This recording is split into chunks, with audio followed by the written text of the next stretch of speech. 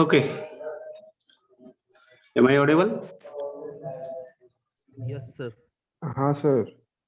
Okay, so today topic is study of different surface region and joint region and some bony prominences that is palpable from the outside and some lymph node, arteries, vein and the how to collect the bone marrow and CSF.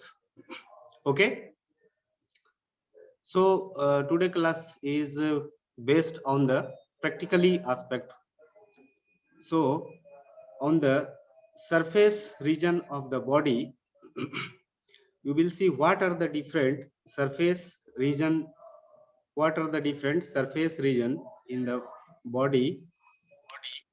You see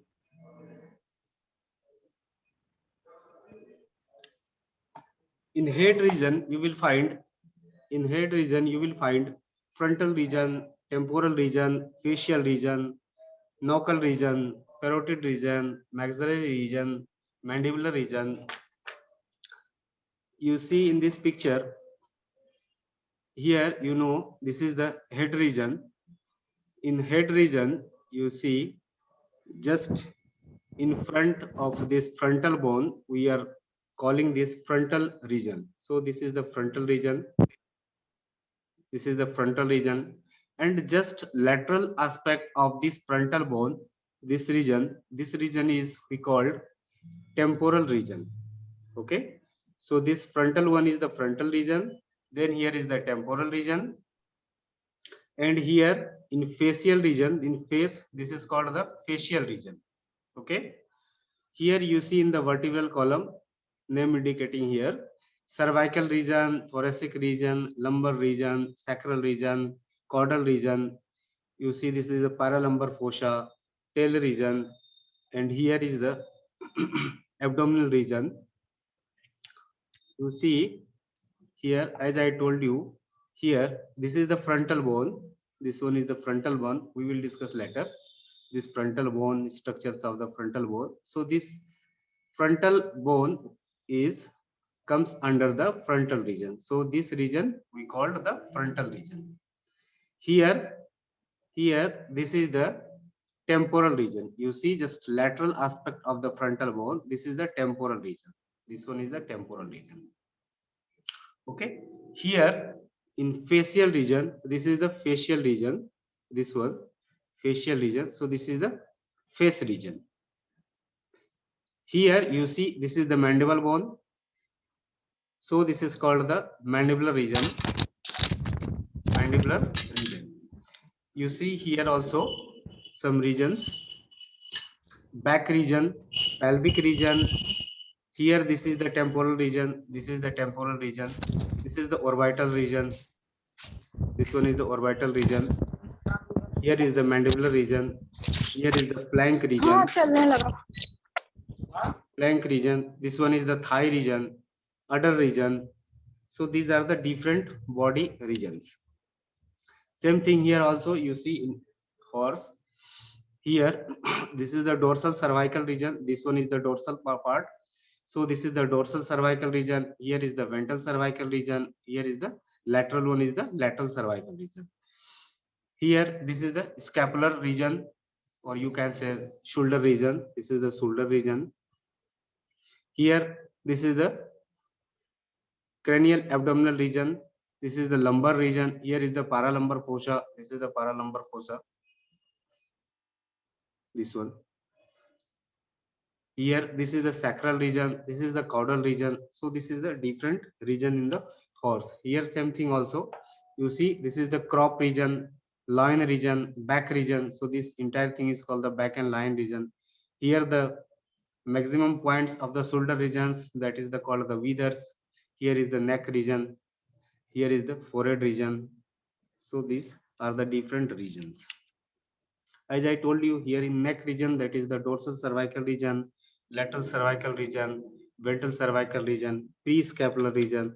Here, this is called the prescapular region. This is the prescapular region, just in front of the scapula. That is called the prescapular region. In forelimb region, you will get the shoulder region, arm region, elbow region, forearm region, metacarpal region, digit region. Likewise, in thorax region, back region, withers, coastal intercostal region, intercondyle region, sternal region. In abdominal region, you will find the lumbar region, flank region, paralumbar fossa, as I told you, this paralumbar fossa, coastal arch, umbilical region. In hind limb region, this is the hook bone, tuber cocci, tuber ischiae, gluteal region. Here you see in the hind limb region, here, this is the perineal region. This perineal region is the just below the rectum. That region is the peroneal region. Here, this is the peroneal region. This is the surrounding area. This is the anal region. Here, this is the gluteal region. This one is the gluteal region because this gluteal muscles is present over here. Here, this is the perineal region. This is the region of the tail. You see here. This is the pelvis region because pelvis bone is there. This is the pelvis region. Hip bone is there. This is a hip region. Here, this is the thigh region. This is the coccygeal region, or you can say the tail region. This is the udder region. You see here, this is the stifle joint is here. So this is called the stifle region. This is the tibia. Here is the tibia, though this is called the leg region. And here, of course, the digit. So this is called the digit region also. Other regions is the crop region, coccygeal region, as I told you, anal region, ischiorectal fossa, perineal region. So this is the crop region. You see here, this is the crop region.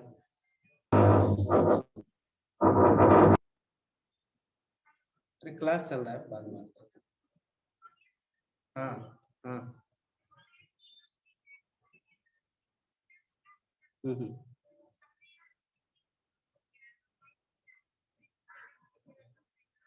अच्छा अच्छा ठीक है.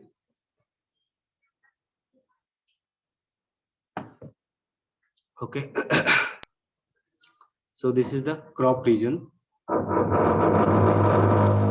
This is the wither region.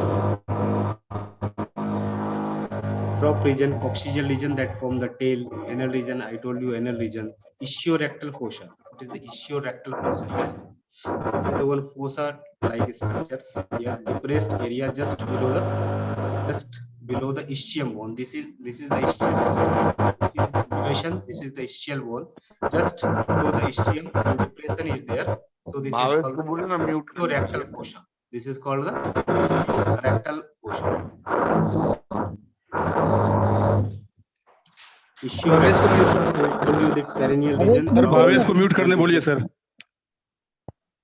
Now this is the joints of the body in the head region. What are the different major joints in the head region? You see, first is the symphyseal joint in the mandible. Both sides of the mandible is joined with the one symphysis, that is the symphyseal joint. This symphysis means, what is the meaning of the symphysis? Two similar type of the bones is joints by the symphysis. That is called the symphyseal joint. So two similar type of the bones gives joint. That joint is called symphyseal joint or mandibular symphysis. Like mandibular symphysis, some other symphysis is there. This is the pelvic symphysis. You will get in the pelvic bone. Another joint, that is the temporomandibular articulation. Another joint is the temporomandibular articulation. So this temporomandibular articulation is formed between the temporal bone and the mandible. You see name indicating temporomandibular, temporal bone and the mandibular bone. You see here, this is the mandible. This is the mandible. This one is the mandible, and here you see this crest like entire thing. This one is the all are the temporal bone. We will discuss later. Temporal bone has two part. Temporal bone has two part, squamous temporal and the petrous temporal. So this is the squamous temporal. So this is squamous temporal we can see from the outside, but petrous temporal we will see on the cranial cavity.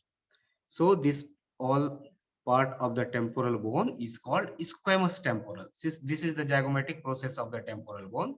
This is the zygomatic process of temporal bone. So this temporomandibular articulation is formed between the squamous temporal. This is the squamous temporal and mandible. So this is the temporomandibular articulation. Another articulation is the occipito-atlantal articulation, name indicating that articulation between the occipital bone and the atlas. Occipital bone and the atlas. You see, this is the occipital bone. Here, this is the condyle of the occipital. Occipital. This entire is the occipital bone, and here this one is this rounded one is condyle, occipital condyle. So this occipitocondyle is formed between the occipital condyle and the atlas bone. Occipital condyle and the atlas bone. These are the ligament. These are the ligament, yellowish color. So this articulation is formed between the occipital condyle and occipito-atlantal is formed between the occipital condyle and the anterior auricular cavities of the atlas. Anterior auricular cavity of the atlas. Here, this is the depressed area. Here, this depressed area is called anterior cavities of the atlas. So this cavities is occupied with the occipital condyle and form the occipito-atlantal joint, or you can say occipito-atlantal articulation. Another thing, that is the joints in the vertebral column. So what are the different joints in the vertebral column?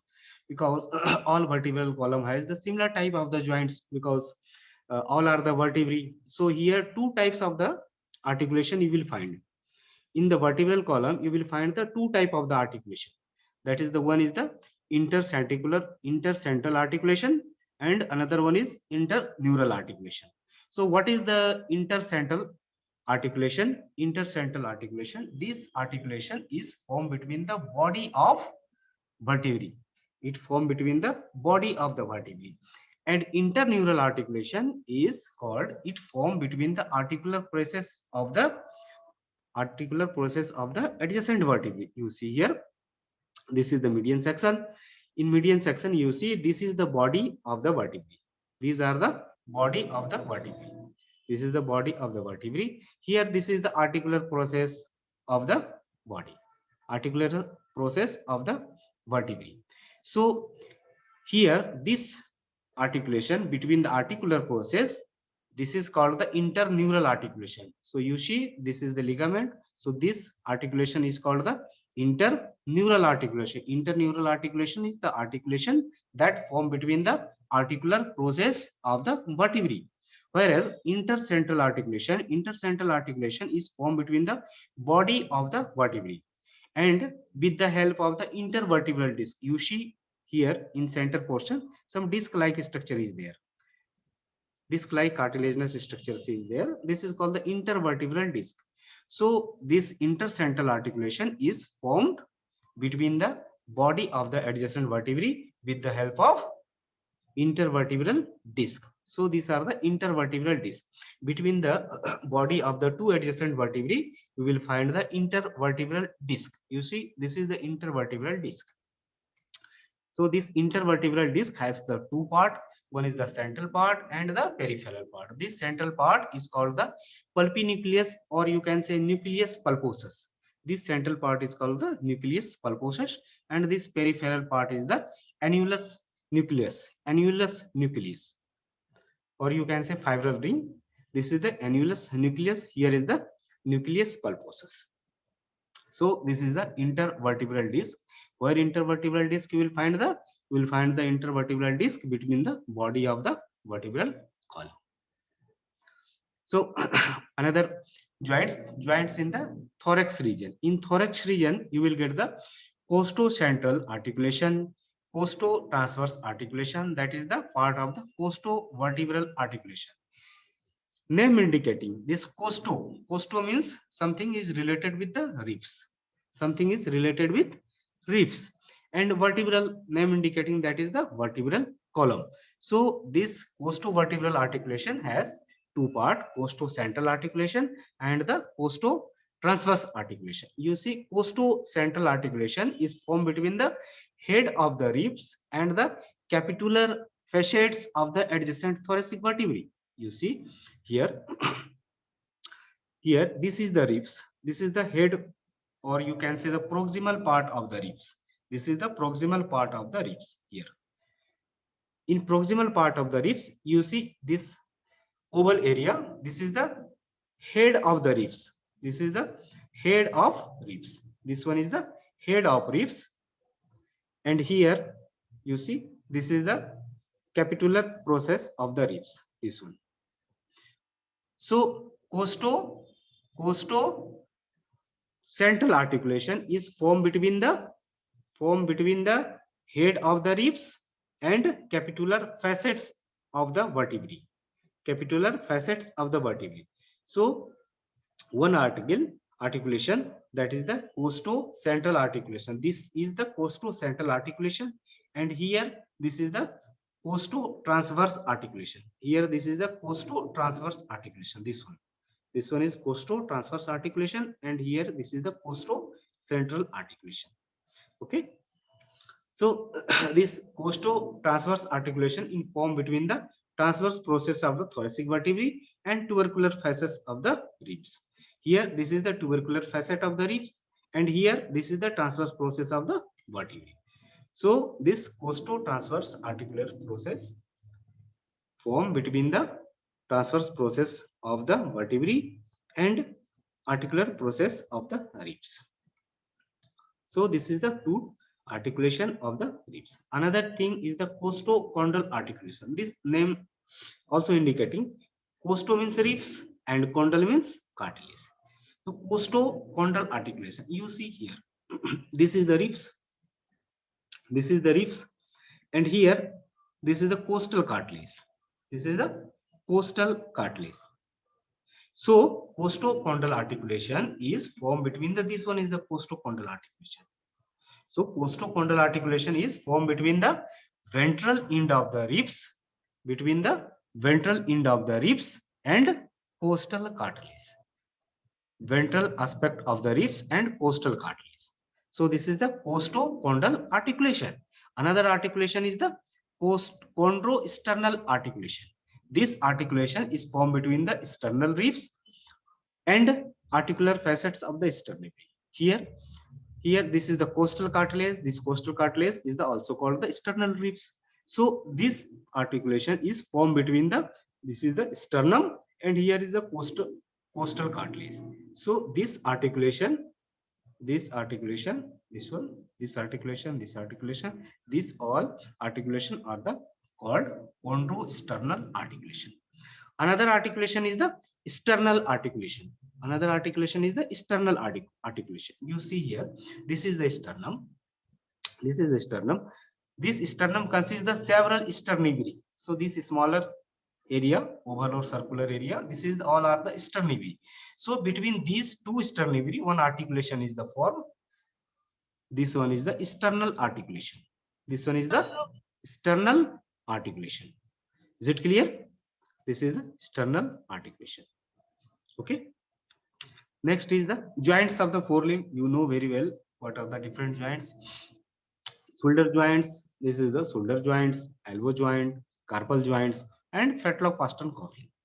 Like forelimb, in hand limb also, hip joint, stifle joints, or sacroiliac joints, hock joint, fetlock pastern coffin. You see here, this is the sacroiliac joint, this is the sacrum, and this is the ilium. So this joint is the sacroiliac joint. Here, this is the hip joint. This one is the hip joint formed between the hip bone and the femur. This is the femur, and here is the hip bone. So hip joint is the here.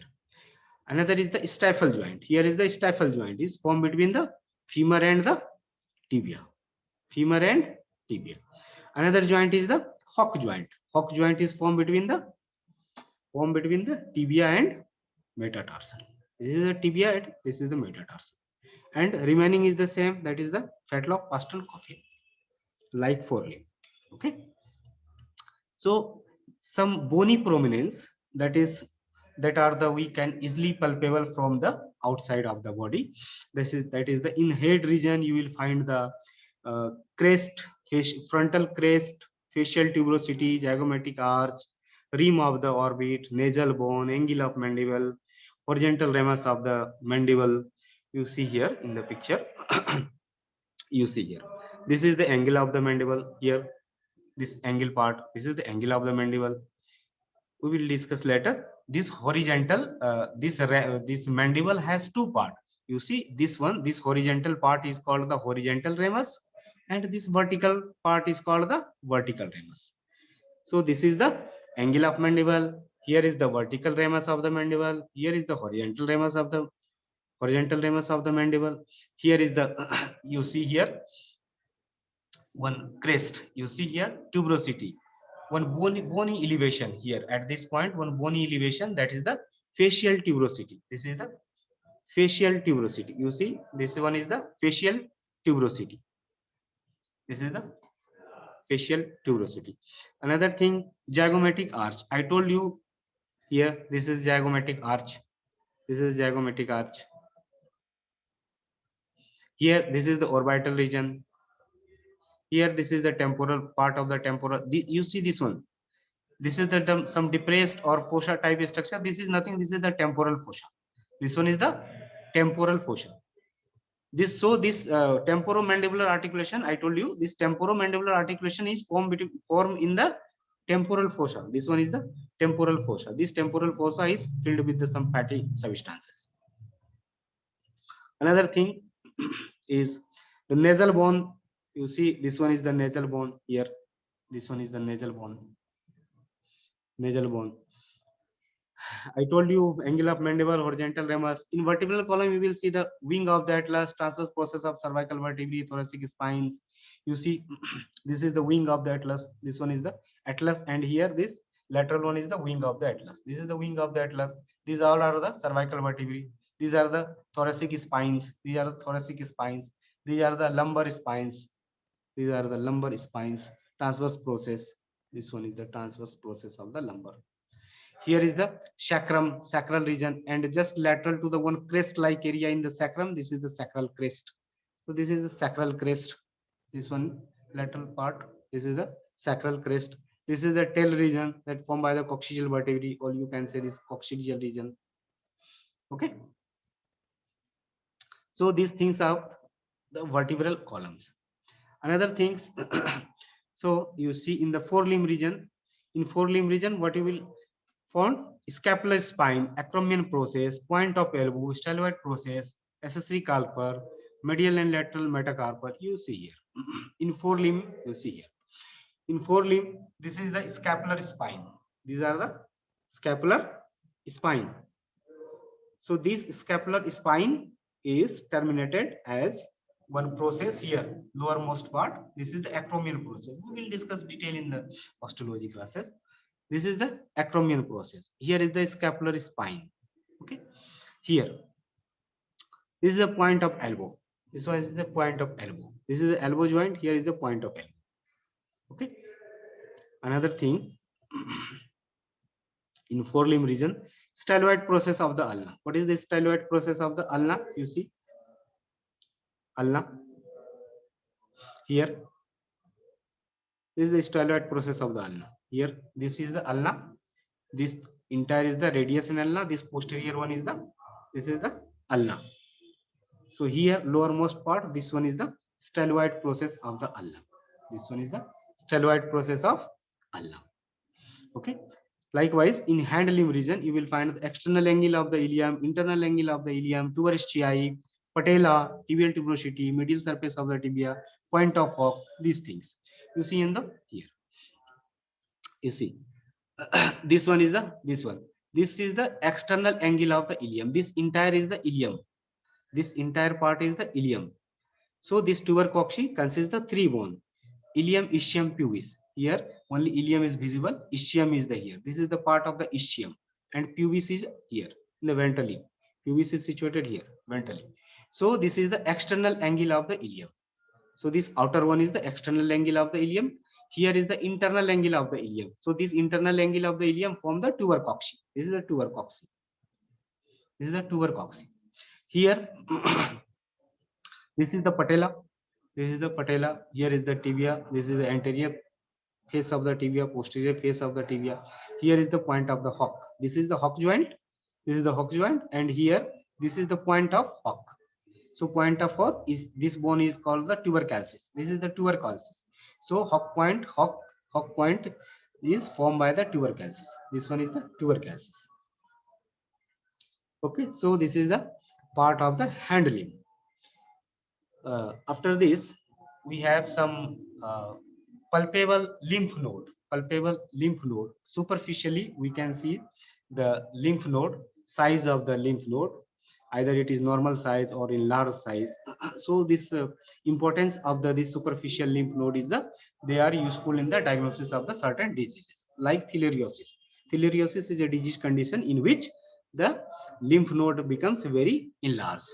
So if palpating the lymph node, if lymph node is the enlarged, then we can go for the theileriosis. So this is the importance of the superficial lymph node, palpable superficial lymph node. So another importance is it is the important for the meat inspection point of the view. Meat inspection point of the view. So if the particular lymph node is the inflamed in the area, so it considered as the unfit for the consumption. If a particular lymph node is the inflamed, the dependent area drained by the particular lymph node is considered unfit for the consumption. Since the inflamed gland suggests the presence of the infection. If any inflammation in the lymph node, it means some infection is there. So these are the two basic importance of the superficial lymph node. First is the diagnosis of the diseases, parasitic disease, that is like theileriosis, babesiosis. Another thing that is for the meat inspection point of the view. So this is the importance of the superficial lymph node. So what are the different superficial lymph node? This is the parotid lymph node, mandibular lymph node, prescapular lymph node, prefemoral lymph node, supramammary lymph node, or superficial inguinal lymph node. You see here. Here, just in front of the scapular spine, you will find the prescapular lymph node. Here, you just palpate and you see if enlargement in the lymph node, then you can say some infection is there. So here, this is the location of the prescapular lymph node. This is the prescapular lymph node. Here, this is the parotid lymph node. Just near the parotid gland. Here you will get the parotid gland. Here you will get the mandibular salivary gland. Here parotid salivary gland. Here is the mandibular salivary gland. Here in this point you will get the parotid lymph node, and here just medial aspect of the mandible you will find the mandibular lymph node. Here in this aspect you will get the mandibular lymph node. Another lymph node is the femoral lymph node, prefemoral lymph node. Here you will get the prefemoral lymph node.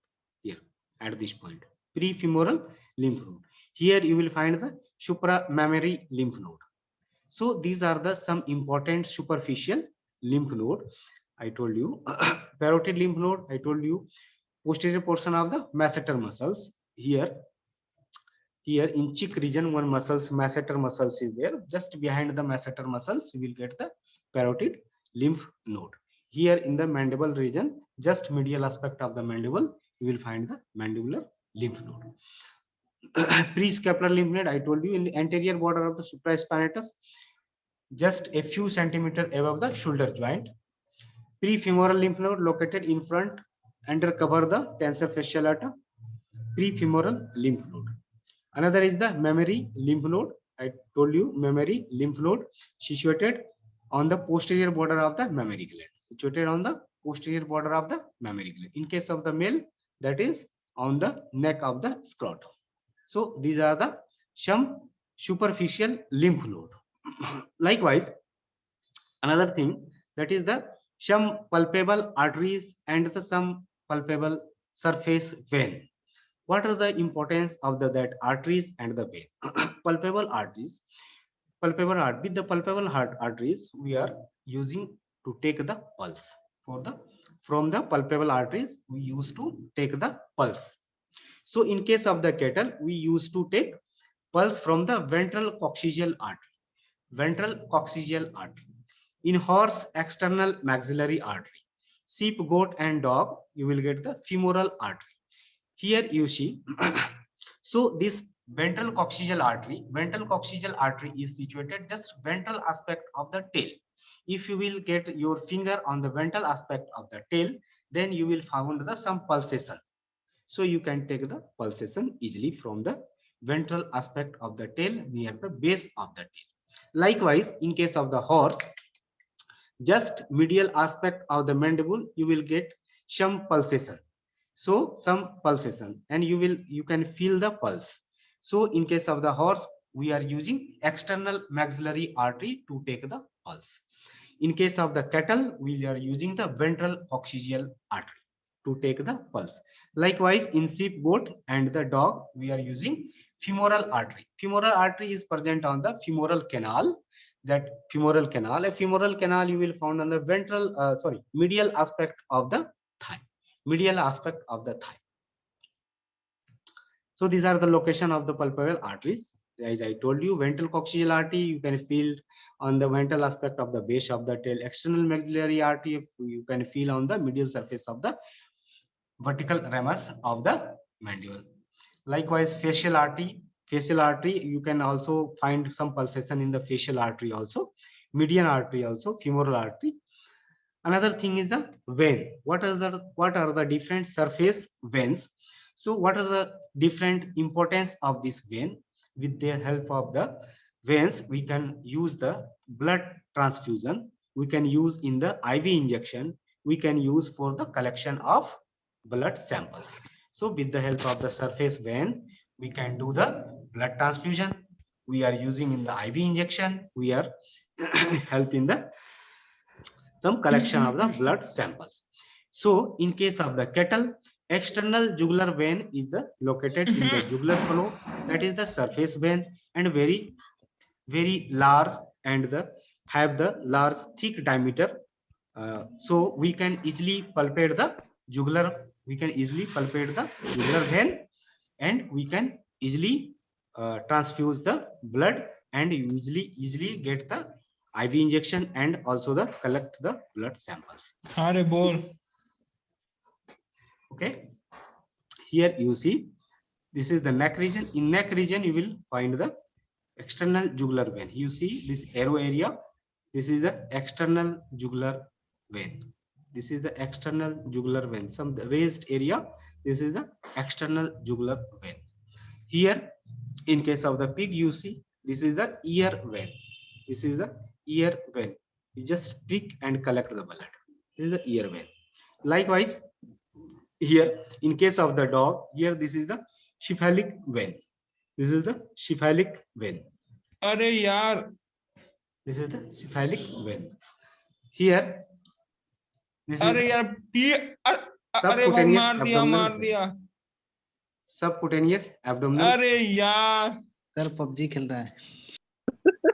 Subcutaneous abdominal vein, or you can see also the milk vein. Sir एक मेरा mic नहीं काम कर रहा. What's going on? PUBG खेल रहा है sir. पीछे से बहुत बंदा है यार. पीछे. Now you see site for the collection of the bone marrow. Site for the collection of the bone marrow. What are the different sites? So this is for the some disease investigation. We can collect the blood.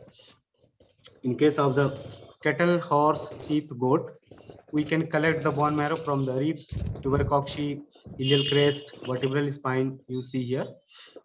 So this is the site from where we can collect the bone marrow. This one is the upper part, proximal part of the ribs. This is the site for the collection of the bone marrow. Here in a small animal, you see this is the site for the collection of the bone marrow. In small animals or young animals, you see this is a very preferred site for the collection of the bone marrow. Here, this one is the iliac crest. Here, this one side, this side, this side. These two sides are using in the small animals. In large animal, we are generally using the proximal aspect of the ribs. So this is the site of the bone marrow collection. Another thing is the site for the CSF collections, cerebrospinal fluid. So this cerebrospinal fluid we can collect at two sites. First is the suboccipital site, another is the lumbosacral puncture. So this suboccipital site and the lumbosacral plexus. So this suboccipital site, in this process we are collecting from the cisterna magna. We are collecting from the cisterna magna. So this site is cisterna magna site is the very useful in the horse, cattle, sheep, goat and the cat. You see here, here, this is the cisterna magna.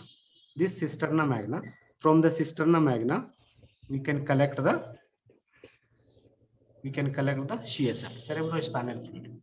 You just first you see the ultrasonic picture. You just see the where is the cisterna magna with the help of the ultrasonography, and then put the needle and you can collect the CSF. Another site is the lumbosacral site. Another site is the lumbosacral site. So in this site, CSF can be collected in the standing position, and this site is found between the dorsal spinous process of the last lumbar vertebrae and the cranial end of the first sacral vertebrae. So this lumbosacral puncture, we can collect the CSF. You see here they are collecting the CSF between the last lumbar vertebrae and the first sacral vertebrae. These all collections of that is the bone marrow collection and the CSF collection we are doing under the general anesthesia, or you can do in the local anesthesia also in small animal. So these all are the surface structures, surface joint, surface artery, surface vein of the animal body. Okay. Do you have any question?